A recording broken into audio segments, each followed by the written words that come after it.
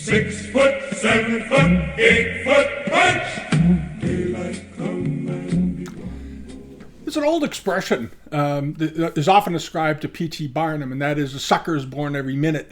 The term actually comes from the 19th century, and it was shared among people who were scammers and operators, who would confidence men who would dupe people out of their money, talk them into it, get their greed up, get some emotions going, and convince people to spend a lot of money on something that was absolutely worthless and ineffective. And Sotheby's has taken it to a whole new level with the sale of the famous banana duct taped to a piece of whiteboard. It is the most hilarious thing I've ever seen, and it's just really illustrates just how gullible the modern art world really is. If you've ever wondered just how silly and convincible modern art collectors are into spending large amounts of money on silly nonsense that isn't worth anything. It's not art. It's not art. It's not. It's not. If you're sitting there and you watch that, you're familiar with the sale of what happened, and you're sitting there saying, "I don't get it." Well, good on you. You don't get it because there's nothing to get. It's just a piece of duct tape with a banana under it on a piece of whiteboard. It's going to have to be changed about once a week because bananas rot out. It was a real banana. It wasn't a sculpted banana made of stone or some other material that wouldn't decay. It's just actually a piece of fruit from the supermarket. And the duct tape is no different than any roll of duct tape you could buy in any hardware store in America. And a whiteboard you can pick up in most newsstands or artistic art supply companies. You can buy them by the pallet.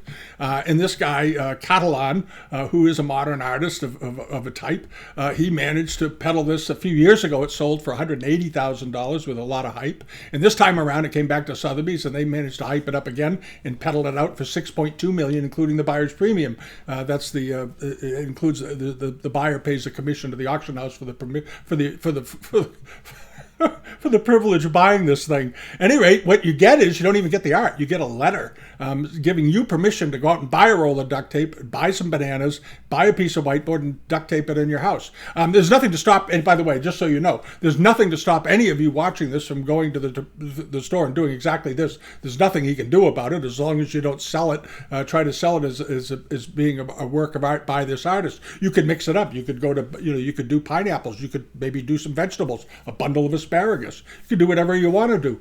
But anyway, this is what Sotheby's did, and it's really fascinating exercise to look at the audience in the room, because many of them, I think, are sure that they feel that this is probably art because they don't know anything about art.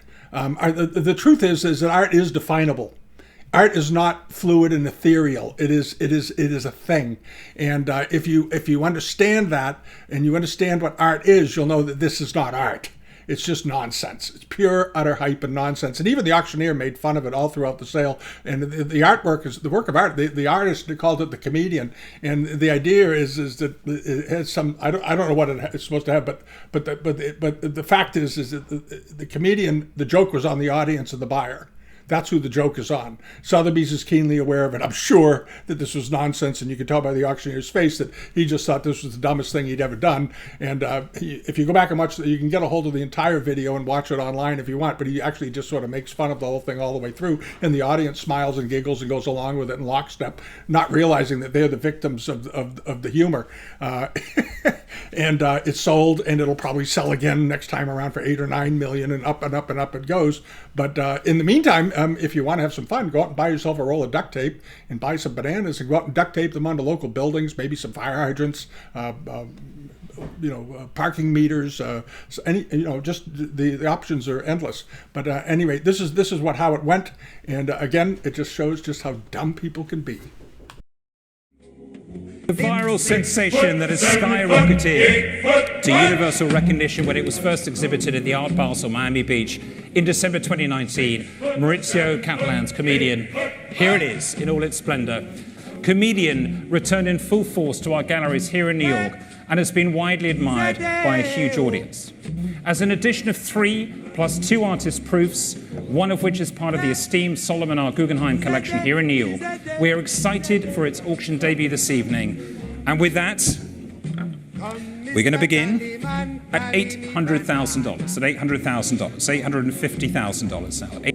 $2,600,000 is bid online. Next bid's going to be $2,800,000. At $2,600,000, give me 8, please, Jen. At $2,600,000. It's here at $2,800,000. Say 3 online, please. At $2,800,000. $3 million is bid online. At $4,500,000, still on Sotheby's.com. It's against you, Carly. It's on the telephone here at $5 million. Only at Sotheby's for comedian here at $5 million. It's on the telephone with Jen Hua. You bidding, sir? At $5 million. Fair warning. At $5,200,000. Jen, the Cattelan is yours. Congratulations. That's all, folks.